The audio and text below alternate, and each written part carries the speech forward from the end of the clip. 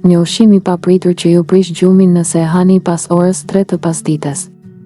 Dietologia Frances Ralph tha për gazetën Metro se është më mirë të ndaloni konsumimin e çokoladës në orën 3 të pasdites.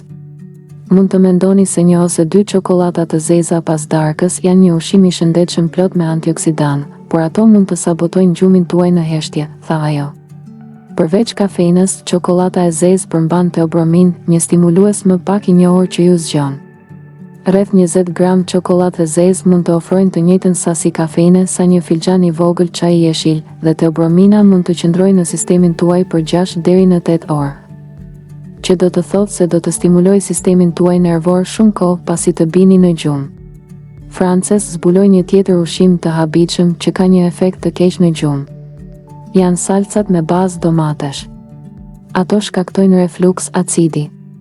Ajo gjithashtu paralajmëron kundër ngrënies së djathit të vjetër dhe mishrave të kuruar vonë natën, sepse ato janë të pasura me tiramin, e cila stimulon zgjimin.